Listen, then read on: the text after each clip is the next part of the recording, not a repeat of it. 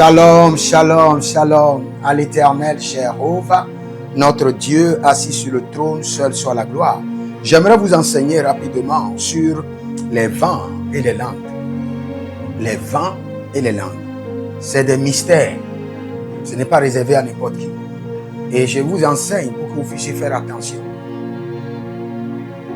Les hommes de Dieu doivent apprendre de ceci. Et vous qui parlez des hommes de Dieu, vous devez faire très attention. Les vents et les langues. Si vous êtes en ligne, abonnez-vous, likez la vidéo, partagez et inscrivez-vous à l'école prophétique Les Aigles en Action, à l'Institut biblique L'Aigle de la Révélation. Demandez votre consultation prophétique au plus 228 97 16 90 90. Surtout la consultation prophétique sur l'année 2026, qui est notre année du surnaturel milliardaire, où le Seigneur veut vous donner des instructions pour devenir riche. Et je lis rapidement ce verset et je vais vous expliquer certaines choses. Je suis dans Jérémie 49, le verset 36. Je ferai venir contre Élam les 4 vents des extrémités du ciel. Je les disperserai par tous ces vents. Écoutez-moi très bien. Vous savez comment nous, les hommes de Dieu, nous opérons? Nous opérons par les 4 vents. Et je vais vous expliquer. Quand nous parlons des 4 vents, nous parlons des 4 anges qui sont assis sur les 4 sommets, les 4 coins des cieux et les 4 coins de la terre. Et ces anges ont une arme. Et leurs armes, c'est le vent. Quand tu vois le vent qui circule, ne crois pas que le vent est ordinaire. Le vent est une arme que l'Éternel utilise. Et il y a différents types de vents.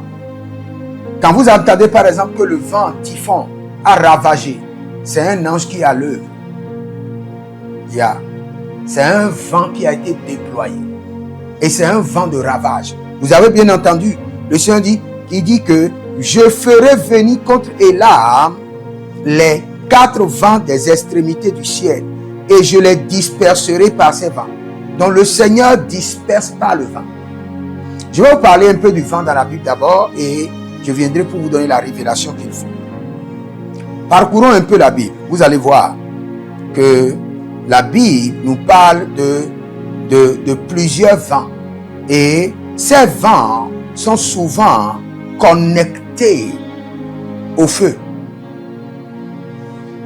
Dans la Bible, le vent, roi en hébreu, pneuma en grec, et le feu sont souvent des manifestations de la présence, de la puissance et de l'action de Dieu.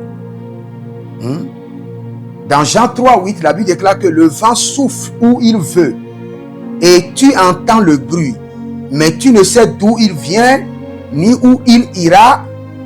Il en est ainsi de tout homme qui est né de l'esprit. Donc le Seigneur compare les hommes au vent. Maintenant je vais vous expliquer.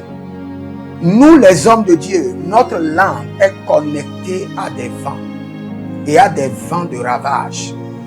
N'oubliez pas, la Bible déclare qu'il fait de ses serviteurs quoi? Il fait de ses serviteurs des flammes de feu. Et il fait de ses anges des vents. Donc nous opérons comme des flammes de feu et nous opérons aussi comme des vents. Cela veut dire que quand nous donnons des ordres, il y a des vents comme des anges qui prennent la mission pour l'accomplir. C'est pourquoi vous ne devez pas mettre vos bouches dans la vie des hommes de Dieu. Parce qu'ils ont des vents de destruction à leur portée. Et il suffit juste qu'ils manient leur langue. Et le même vent qui peut donner la vie, le même souffle qui peut guérir. N'oubliez pas, quand nous parlons du vent, nous parlons du souffle. Le souffle de vie, le souffle de Dieu. N'oubliez pas, Ézéchiel a soufflé sur les ossements desséchés et ils ont pris la vie. Il a transféré la vie par le vent. Donc nous, en tant que serviteurs de Dieu, nous avons des vents de destruction qui sont connectés à nos langues. C'est pourquoi vous qui parlez des hommes de Dieu, ne détruisez pas votre vie, je vous en supplie. Aucun homme de Dieu ne vous dira ceci. Vous savez que c'est du jeu de résister au diable, à des démons à cornes. Ce n'est pas du jeu. nos langues sont connectées à des vents de puissance. Et dans ces vents, nous avons le vent qui est le souffle de Dieu, le vent de la restauration. Et nous avons aussi le vent de la destruction, le vent de l'extermination. Par exemple, dans Genèse 1:2, la Bible déclare « L'Esprit de Dieu se mouvait sur les eaux ». Le mot « l'Esprit » ici veut dire souffle, vent. Et quand vous voyez dans Ézéchiel 37, 9 à 10, il dit « prophétise ». Dis au vent. Il dit « prophétise », ça veut dire quoi? Dis au vent. Parfois, quand je dis « je prophétise », je suis en train de donner les ordres à des vents. Et derrière ces vents, il y a des anges. Donc, quand un homme de Dieu opère et libère des déclarations de sa langue, qu'est-ce qu'il respecte, qu'est-ce qu'il lui répond? Ce sont des vents. Et ça peut être des vents de restauration, comme ça peut être des vents de destruction. Donc, vous devez faire très attention. Il dit, ainsi par l'Éternel, des 4 vents, vient, souffle et fait respirer ses morts. Des 4 vents, souffle. Donc, des 4 vents, nous pouvons souffler la vie. Des 4 vents, nous pouvons souffler la mort. Notre langue est connectée à des vents. Un homme peut libérer une parole et causer le typhon, et causer des vents de ravage, des tempêtes dans une nation, dans une famille, dans la vie d'un homme, dans la destinée d'un homme. Faites très attention. Nous avons aussi le vent de la délivrance et nous avons le vent du jugement connecté à notre langue. Exode 14, le verset 21. Moïse étendit sa main sur la mer et l'Éternel refoula la mer par un vent d'Orient. Le vent d'Orient qui souffla avec impétuosité toute la nuit et mit la mer à sec. Et les eaux se fendirent, mit la mer à sec. Le vent. Le vent est un élément dangereux. Et c'est nous les hommes de Dieu qui avons compris. Je vous en prie, quand on parle des hommes de Dieu à côté de vous, dites, il dit qu'il est un homme de Dieu, que Dieu lui-même gère son dossier. Miséricorde, je ne suis pas dedans. Sinon, des vents de destruction viendront contre vous. Et vous ne saurez même pas que c'est ce que vous avez dit contre tel homme de Dieu il y a 10 ans, il y a 15 ans. Commencez par crier miséricorde sur votre vie. Et Moïse étendit la verge sur le pays d'Égypte. Et l'Éternel fit souffler un vent d'Orient sur le pays toute cette journée et toute la nuit. Quand ce fut le matin, le vent d'Orient avait apporté des sauterelles. Le vent d'Orient peut apporter différents types de terreur, de malheur. Je souffle maintenant sur tes ennemis le vent de jugement, le vent d'Orient.